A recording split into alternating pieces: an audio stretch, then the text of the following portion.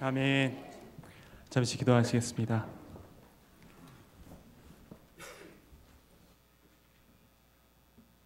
그의 아들을 보내시기까지 우리를 사랑하여 주시고 우리가 무엇이 간데 우리로 주님의 자녀라고 우리를 불러주셨습니까? 하나님 참으로 감사합니다. 하나님, 이 시간에 우리가 주님을 더욱더 가까이 하며 주님을 더욱더 알고자 하는 마음으로 말씀 앞에 섰사오니 하나님 계시하여 주시고 성령님 조명하여 주셔서 주님께서 허락하시는 진리를 밝히 깨달을 수 있는 귀한 시간이 될 수 있도록 주님 우리와 함께하여 주시옵소서. 모든 말씀 살아계신 우리 구주 예수 그리스도의 이름으로 감사드리며 기도드렸습니다. 아멘.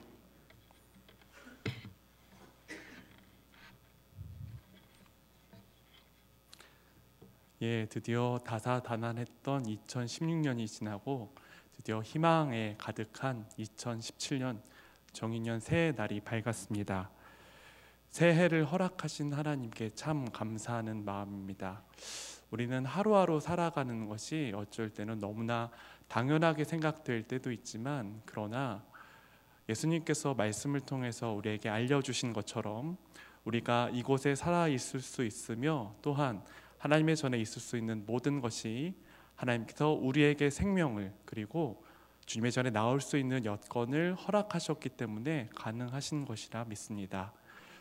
2017년도 하나님께서 우리에게 허락하신 시간들 어떤 마음으로 시작을 하셨습니까? 새해 첫날에 우리가 여러 가지 다짐들을 참 많이 합니다. 여러 가지 계획도 많이 세우고 있고요.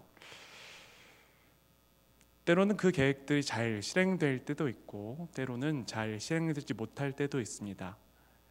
한 해를 살아가다 보며 내 계획이 잘 되지 않을 때에 우리는 어느 한 시점을 떠올려 봅니다. 그것이 아마 올 한 해 첫날인 오늘이 아닐까 좀 생각합니다. 내가 올해 초에는 이런 다짐을 했는데, 내가 올해 초에는 이런 계획을 세웠는데 내가 이것을 잘 지키지 못했구나 라는 생각들을 하고 있는 것 같습니다. 여러분들이 오늘 세우신 계획들과 오늘 세우신 마음들을 후에 돌아봤을 때에 자신을 다잡을 수 있는 다짐들은 어떤 것이 있으셨는지 참 궁금합니다.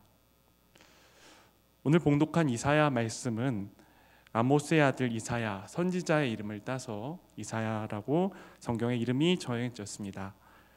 이사야 말씀의 주제는요, 하나님 자신을 위해 모든 것을 행하시는 하나님이라고 할 수 있습니다. 전체 66장으로 기록이 되어 있고요. 총 세 부분으로 좀 나눌 수가 있다고 보여집니다. 고대 이스라엘 역사를 다들 잘 알고 계시겠지만 여러분들의 기억력을 환기시키는 차원에서 간략하게 이스라엘 역사를 짚어보겠습니다. 성경 두 번째 책이 뭔지 다들 알고 계시죠? 출애굽기입니다. 하나님께서 크신 은혜로 이스라엘 백성들을 애굽 즉 이집트로부터 구원해 주시고 그들을 인도하여 주셔서 하나님께서 아브라함에게 약속하셨던 가나안 땅, 지금의 팔레스타인 땅으로 그들을 인도하여 주십니다. 여호수아로 대표되는 정복기를 거쳐 그리고 우리가 너무나 잘 알고 있는 삼손과 같은 사사들이 활동했던 사사시대, 이 시기를 걸쳐 하나님께서는 드디어 이스라엘에게 왕을 허락하십니다. 그것이 바로 우리가 잘 알고 있는 사울 왕이에요. 하지만 사울은 하나님의 시험에 실패했습니다. 하나님의 뜻을 순종하기보다 자신이 보기에 좋은 것들, 자신에게 유리한 것을 선택했기 때문에 그렇습니다.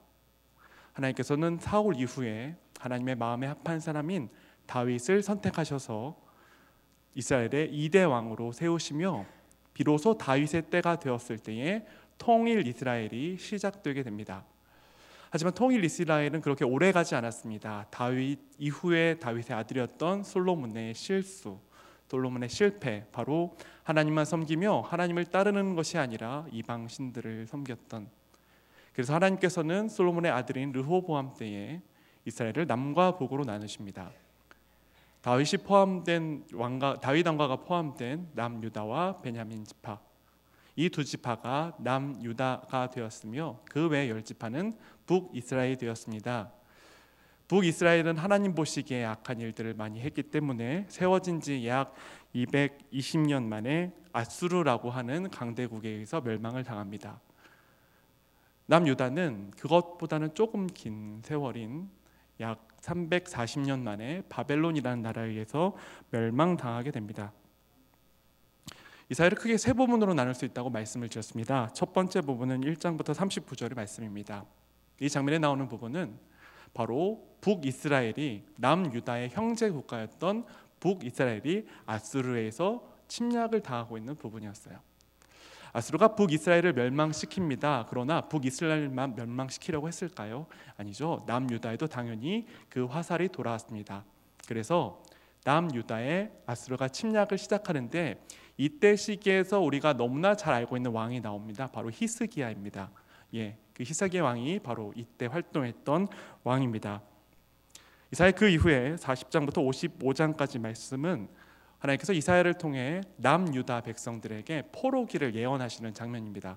너네가 나를 떠났기 때문에, 하나님을 떠났기 때문에 내가 너에게 벌을 내릴 텐데 바벨론에 의해서 너희가 멸망을 당하며 포로 생활을 할 것이라고 예언하시는 부분이 나옵니다. 그리고 그 이후 56장부터 66장까지는 하나님께서 그럼에도 불구하고 남유다 백성들이 하나님 앞에서 패역한 일을 했음에도 불구하고 끝내 그들을 포기하지 않으시는 사랑을 보여주시며 영원한 나라까지, 종말까지 하나님의 사랑이 어떻게 실현되는지 예언하는 모습으로 이사야는 마무리가 됩니다. 오늘 본문은 바로 세 번째 부분의 말씀입니다. 하나님께서 앞으로 이스라엘에게, 남유다에게 허락하실 은혜들에 대한 내용입니다. 그런데 독특한 부분이 있습니다. 오늘 우리가 읽은 부분은요, 미래에 대한 내용이 나오지 않아요. 하나님께서 과거에 어떤 일을 행하셨다는 과거의 은총에 대해서 나오고 있습니다. 그 이유는 하나님께서 지금 너에게 벌을 내리고 계시지만, 그러나 이것은 하나님께서 너희를 영원히 버리시는 것이 아니라 하나님의 사랑이 들어가 있는 증거인데, 그것을 알 수 있는 이유는 하나님께서 과거에 이미 너희들에게 이러한 은혜를 베푸셨기 때문에 너희는 하나님의 신실함을 알아야 된다라는 의미로 하나님의 과거의 은혜를 이렇게 이사야를 통해서 전하고 있는 것입니다. 이렇게 질문을 한 가지 좀 드려보고 싶습니다. 우리가 하나님의 은혜와 사랑, 자비를 고백할 때에 어떨 때 하나님의 사랑과 자비가 가장 많이 좀 느껴지시던가요? 하나님께서 나를 사랑하신다. 길게는 나의 평생이 될 수도 있겠고, 짧게는 2016년 한 해가 될 수도 있다고 생각합니다. 2016년 동안 언제 하나님의 사랑과 자비를 가장 크게 느끼셨습니까? 우리가 하나님의 은혜의 하나님이라, 구원의 하나님이라, 사랑의 하나님이라 얘기할 때에 이럴 때 우리가 은혜 하나님을 좀 고백하는 경우가 많은 것 같습니다. 나의 힘으로 무언가 되지 않던 일이 하나님의 은혜로 놀랍게 성취된다든지, 내가 전혀 기대하지 않았던 일인데 갑자기 이 일이 잘 풀려서 나에게 좋은 일로 방향이 흘러갈 때에 우리는 역시 은혜의 하나님이다, 긍휼의 하나님이다라고 고백할 때가 있는 것 같습니다. 2010년에 그런 경험을 누리셨다면 2017년에도 그런 동일한 은혜를 누리시길 바랍니다. 근데 반면 힘들고 어려운 시간을 좀 어떨까요? 우리가 힘들고 어렵고, 짧게는 나의 감정의 어려움, 길게는 나의 삶의 일상을 유지할 수 없을 정도로 힘든 마음이 있을 때에 은혜의 하나님이 생각되시냐는 이야기입니다. 우리가 힘들 때 사랑의 하나님, 은혜의 하나님을 참 고백하기는 쉽지 않습니다. 오히려 질문이 들죠. 하나님 나한테 도대체 왜? 이런 질문부터 해서 내가 하나님께 뭔가 잘못한 것은 아닐까라고 생각을 합니다. 이렇게 내가 스스로 반성을 해도 일이 잘 해결되지 않을 때는 우리는 이런 생각까지 하게 되죠. 하나님은 과연 어디 계시는 거야? 하나님께서 나를 사랑하시는 것이 맞는 것이야? 라고 생각하게도 됩니다. 오늘 우리가 읽은 9절 말씀은 조금 어려운 구절입니다. 봉독했지만 한 번 더 읽어보도록 하겠습니다. 이사야 63장 9절 말씀입니다. 제가 봉독해 보겠습니다. 그들 모든 환난에 동참하사 자기 앞에 사자로 하여금 그들을 구원하시며 그의 사랑과 그의 자비로 그들을 구원하시고 옛적 모든 날에 그들을 드시며 안으셨으나, 오늘 이런 말씀이 있습니다. 하나님께서 이스라엘 백성의, 하나님께서 선택하신 백성들의 모든 환난에 동참하셨다는 것이에요. 그리고 이후에 이런 말이 더 나옵니다. 하나님의 사자를 보내셨다.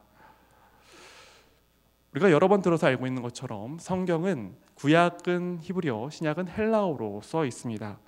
한글이 원문이 아니라는 이야기입니다. 근데 이 이야기는 한글 성경이 믿을 만하지 못하다는 이야기는 결코 아닙니다. 우리의 신앙의 대부분의 부분들은 신뢰할 수 있지만 간혹 가다가 이렇게 어려운 부분들은 다른 번역본들을 좀 찾아볼 필요가 있다는 이야기입니다. 여러분께 질문 한 가지 들어볼게요. 세상에서 가장 많이 쓰이는 그 언어가 뭔지 혹시 알고 계십니까? 예, 다들 영어라고 말씀하실 것 같은데 사실은 중국어입니다. 예, 13억 인구가 있기 때문에 가장 많이 쓰이는 것은 중국어라고 합니다. 그렇다면 가장 널리 쓰이는 것은 무엇일까요? 예, 가장 널리 쓰이는 언어는 영어입니다. 그래서 우리는 영어를 국제 공용어라고 이야기를 하기도 합니다. 약 2000년 전 예수님 당시도 국제 공용어가 있었습니다. 바로 헬라어라고 하는 언어였습니다. 헬라어는 고대 그리스어라고 생각하시면 좋을 것 같습니다. 헬라어가 공용어였기 때문에 하나님의 말씀인 구약 성경이 헬라어로 번역이 되기 시작합니다. 그 중에서 우리가 잘 알고 있는 창세기, 출애굽기, 레위기, 민수기, 신명기, 흔히 모세 오경이라고 하는 이 성경이 70명에 의해서 번역된 헬라어 구약 성경이 있는데 이것을 70인역이라고 부르는 성경으로 이제 만들어졌습니다. 그래서 신약 성경에 보면은 가끔 예수님과 혹은 사도들이 구약을 인용하는 부분들이 가끔 나옵니다. 그거는 이제 70인역을 인용했구나라고 생각하시면은 좀 좋을 것 같아요. 왜 이런 말씀을 드렸냐면요.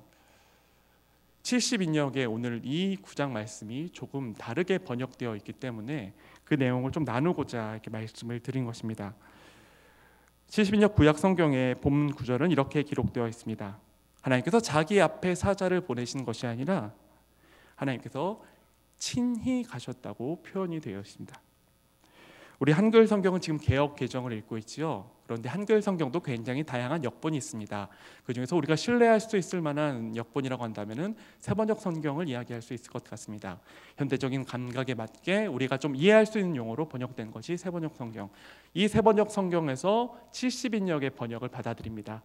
어떻게 되어 있는지 제가 읽어볼 테니 여러분들은 개역 성경을 봐주시면서 어떤 것이 다른지 한번 느껴주시면 좋을 것 같습니다. 세번역 성경으로 이사야 63장 9절 말씀을 읽어보도록 하겠습니다. 주님께서는 그들이 고난을 받을 때에 주님께서도 친히 고난을 받으셨습니다. 전사를 보내셔서 그들을 구하게 하시지 않고 주님께서 친히 그들을 구해 주셨습니다. 사랑과 긍휼로 그들을 구하여 주시고 옛적 오랜 세월 동안 그들을 지켜들고 안아 주셨습니다. 아멘.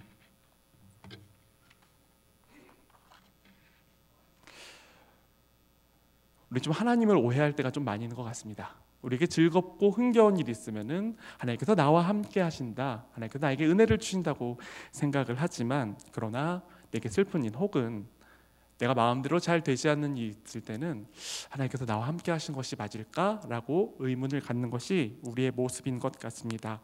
그러나 그럴 때마다 기억해 주셨으면 좋겠습니다. 우리가 힘들고 어려운 일을 겪을 때에, 내가 감당할 수 없는 고난을 겪을 때에 하나님께서 과연 어디 계시는가, 하나님의 얼굴을 구할 수도 없을 것 같은, 아니 하나님의 이름을 생각지도 못할 것 같은 바로 그 시기에 하나님께서 우리와 함께 고난을 당하고 계시다는 것을 꼭 기억하셨으면 좋겠습니다. 하나님께서 우리와 함께 하신다를 우리는 네 글자로 임마누엘이라 고백합니다. 참으로 아름답고 귀한 말씀입니다. 하나님께서 주님의 백성을 돌아보셔서 하나님께서 그들을 사랑하셔서 영원히 그들과 함께 하신다. 그런데 주의해야 될 것이 있습니다. 이 임마누엘이 우리가 상상한 것과 조금 다를 수 있다는 것이에요. 하나님께서 우리와 함께 하신다. 어떤 마음이 드십니까? 굉장히 뭔가 능력이 넘칠 것 같고 어려운 일들을 척척 해낼 것 같은 그런 느낌이 있습니다. 과연 그럴까요? 나의 소원을 이루어줄 것 같은 그런 임마누엘일까요? 결코 그렇지 않을 것입니다. 오히려 내가 하나님의 자녀답게, 하나님의 자녀로서 고난과 어려움 속에서, 주님의 자녀로서 살기 힘든 그 상황 속에서도 나로 하여금 하나님의 자녀의 길을 포기하지 않도록 인도하시는 것이 바로 임마누엘의 참된 의미입니다. 인생을 이따금씩 반추해 보시는 분들이 계시면 아마 좀 잘 공감하실 수 있을 것 같습니다. 때론 이런 생각들이 들어요. 내가 어떻게 이 일들을 좀 헤쳐나왔지? 이 시기들을 어떻게 좀 통과할 수 있었지? 혹은 내가 지금 어떻게 이런 어려움들을 겪고 있지? 라고 생각하는 분들이 계실지 모르겠습니다. 예, 바로 그때입니다. 내가 할 수 없는 것 같은 그 어려움에 내가 이겨낸 것이 나의 힘으로 한 것이 아니라 누가 하신 것이라고요? 나와 함께 하시는 임마누엘의 하나님께서. 또 한 가지 우리가 기억해야 될 부분이 있습니다. 임마누엘의 하나님은요, 우리와 함께 하시는 하나님은요, 우리가 하는 모든 것들을 무조건적으로 다 응원해 주신 분이 아니라는 점입니다. 은혜의 하나님이라, 자비의 하나님이라, 긍휼의 하나님이라 우리가 믿고 고백하지만 그 은혜의 하나님, 긍휼의 하나님은요, 내가 어떤 일을 다 해도 나를 응원해 주신다는 뜻이 결코 아닙니다. 오히려 나의 선택이, 나의 삶이 주님의 뜻과는 다른 곳으로 선택한다 할지라도, 나의 선택이 주님께서 보시기에 기쁘지 않은 그 선택이라 할지라도 끝까지, 그 마지막까지 나를 포기하지 않으시며 내가 돌아올 때까지 지키고 기다리고 계신다는 것이 바로 은혜의 하나님의 바른 뜻임을 잊지 않으셨으면 좋겠습니다. 은혜의 하나님의 이 은혜를 만홀히 여기시면 안 된다는 뜻입니다. 하나님의 은혜의 하나님이십니다. 그렇다고 그 은혜를 우리가 마음대로 남용해서는 안 될 것 같습니다. 오히려 우리가 하나님의 뜻대로 살지 못한다 할지라도 우리를 기다려주시며 하나님의 자녀라고, 구원받은 자녀라고 입술로는 고백하나 삶의 열매가 나타나지 않을 때에 그 순간이라 할지라도 우리를 포기하지 않으시고 우리가 성장할 때까지 기다려주시는 그 하나님을 향해서 우리가 은혜 하나님이라, 인자 하나님이라고 고백해야 할 듯합니다. 때로 우리가 겪는 어려움들은 우리가 잘했기 때문에 겪는 어려움도 분명히 있겠습니다. 그러나 반대로 우리가 잘못했기 때문에, 우리가 욕심을 부렸기 때문에 겪는 어려움이 있을 때가 더 많은 것 같습니다. 때로 우리는 그런데 스스로밖에 보지 못해서 오해를 하죠. 마치 우리가 욥이 된 것 같은 생각입니다. 하나님께서 무고한 시험을 나에게 주셨다는 그런 마음들 주의해야 할 듯합니다. 우리의 모든 고난이 다 우리가 잘못해서 온 것도 아니지만, 우리의 모든 고난이 우리가 잘못하지 않았기 때문에 온 것도 아니라는 것을 우리가 좀 잘 기억해야 할 듯합니다. 그럴 때 우리로 하여금 중심을 잡을 수 있도록, 균형을 잡을 수 있도록 하시는 것이 바로 이 임마누엘의 하나님이십니다.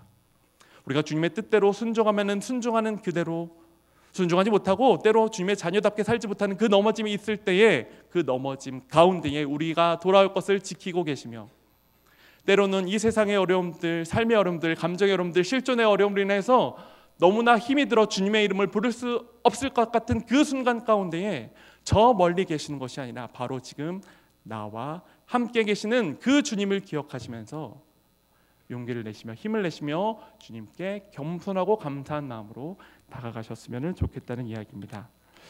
임마누엘의 하나님은요, 때로는 우리에게 소망을 주지만 두려움도 줍니다. 하나님께서 우리와 함께 하신다. 어떠실 것 같습니까? 좋으실 것 같습니까? 우리 믿음의 선배들은 하나님께서 우리와 함께 하신다는 것을 다른 표현으로 이렇게 표현했습니다. 코람 데오라. 라틴어입니다. 코람은 뭐뭐 앞에서고 데오는 하나님입니다. 하나님 앞에서. 이 하나님 앞에서라는 것은요, 단순히 하나님의 얼굴 앞에 있다는 것이 아닙니다. 하나님의 엄유하신 임재 앞에 있다는 것입니다. 오늘 말씀에도 나왔지만 우리가 하나님을 대해야 할 때, 하나님을 배워야 할 때 가져야 되는 마음의 태도가 있습니다. 그것은 경외라고 하는 것이에요. 이 경외는요, 원래는 한 단어가 아닙니다. 두 단어가 합친 단어예요. 그래서 영어 성경을 보면은 경외를 love and fear라고 이렇게 번역을 해놨습니다. 하나님께 다가가는데요, 하나님을 사랑하는데요, 그러나 지켜야 될 선이 있다는 것이에요. 하나님을 사랑한다고 우리가 마음대로 다 할 수 있는 것이 아니라는 이야기입니다. 우리가 부모님을 공경한다고 했을 때에, 물론 부모님과 친한 자녀들은 막 이렇게 부모님과 굉장히 친밀할 때가 많죠. 그런데 우리 어렸을 때를 생각해 보면 아마 알 것 같습니다. 부모님이 싫은 건 아닌데요, 부모님이 참 좋은데요, 좀 어려운 부분이 있어요. 그것이 경외입니다. 부모님이 너무나 좋은데요, 그러나 지켜야 될 선이 있다는 것을 알고 있는 거예요. 그것이 경외입니다. 하나님을 사랑하나, 그러나 우리가 하나님 앞에 갖춰야 할 삶의 태도가 있다는 것입니다. 하나님이 경외를 생각하면은, 이것을 생각할 때마다 우리는 하나님 앞에서 방자하지 않게 행동할 수 있습니다. 임마누엘의 은혜를 남용하지 않고 임마누엘의 바른 의미를 깨달아 바른 감사와 경배를 드릴 수 있는 것입니다.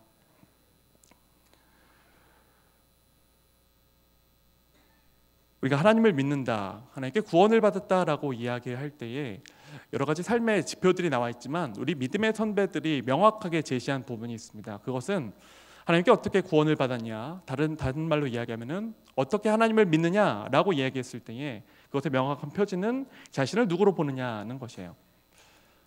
하나님을 나의 구원주, 나의 주, 나의 하나님으로 여전히 믿지만 여전히 내가 죄인이 아니라 의인으로서 살아있다면은 그것은 글쎄요, 하나님께서 보실 때에 하나님께서 우리를 보시는 시각은 아니라는 것입니다.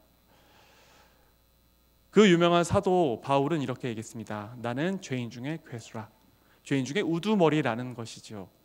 사도 바울이 얼마나 대단한 사람입니까? 기적도 일으켰고요, 경건도 있고요, 하나님의 말씀을 전하는 열심도 있었습니다. 그러나 그 하나님의 말씀을 전할 때마다, 기적을 일으킬 때마다, 하나님의 은혜를 전할 때마다 그가 고백했던 내용은 내가 이만큼 하나님께 쓰임받는다, 하나님께서 이만큼 나와 함께 하신다가 아니라 나는 죄인 중에 괴수이나 죄인 중에 괴수로서 하나님께 자랑할 것이 아무것도 없지만 그러나 이 약한 가운데서, 내가 이 연약한 가운데서 하나님께서 나에게 은혜를 베풀어 주셔서 나의 나된 것이 다 하나님의 은혜라고 하는 것이 사도 바울의 고백이었다는 것을 우리가 잊지 말아야 될 듯합니다. 성경에 나온 많은 사람들, 하나님을 만난 사람들의 반응은 거의 대부분 동일했던 것 같습니다. 오늘 말씀에 나온 이 이사야가 오시아 왕이 죽던 때에 하나님의 보좌 앞에 나아갔을 때에 하나님을 대면했어요. 여러분들 만약에 하나님을 만나면 어떤 마음이 드실 것 같습니까? 굉장히 반가울 것 같으시지요. 그런데요, 성경에 있는 대부분의 사람들은 하나님의 엄위하심 앞에, 하나님의 임재 앞에 나아갔을 때 반응이 한결같았습니다. 주여 나를 떠나소서, 나는 죄인입니다. 이사야는 이렇게 얘기했습니다. 화로다 나여 망하게 되었구나. 나는 입술이 부정한 자 가운데 있는데 어떻게 만군의 왕이신 여호와를 배울까? 베드로는 예수님을 만났을 때 이렇게 얘기했습니다. 주여 나를 떠나소서, 나는 죄인입니다. 이것이 하나님을 통해서 우리가 우리 자신을 봐야 되는 바른 시각이라는 이야기입니다. 그럴 때에 우리가 우리 자신을 바로 깨달았을 때에 하나님께서 우리에게 허락하신 그 은혜가 얼마나 큰 것인지 정확하게 알 수 있다는 이야기입니다. 임마누엘, 하나님께서 우리와 함께 하신다, 단순히 비유적인 표현이나 그래 내가 너 돌보고 있는데 그걸 함께하는 것으로 치자가 아니라 정말로 함께 하시는 것, 예수 그리스도를 주로 믿었을 때 주님께서 허락하시는 그 성령 하나님의 내주하심. 그래서 사도는 우리로 하여금 뭐라고 고백했습니까? 우리가 하나님의 성전이라고 고백한 것입니다. 우리 안에 누가 계시니까요? 성령 하나님께서 계시기 때문에. 어떻게 이것이 가능할까요? 하늘의 하늘이라도, 사람이 지은 어떤 좋은 것이라도 하나님을 받을 수 없는데 우리가 무엇이 간데 하나님께서 우리를 찾아오셨겠냐는 것입니다. 이것이 바로 죄인인 우리 가운데 하나님께서 찾아오셔서 우리로 하나님의 거처를 삼으신 그 임마누엘의 은혜가, 정말로 우리가 온 생애를 다 감사를 드려도 하나님 앞에 이 감사는 정말 아무것도 아닌 것이 될 정도로 정말로 평생을 다 찬양해도 갚을 길 없는 은혜라는 것입니다. 오늘 우리 이사야 말씀을 통해서 우리를 향하신 하나님의 사랑에 대해서 다시 한번 생각해 보게 되었습니다. 그것은 바로 우리와 함께 하시는 하나님이셨습니다.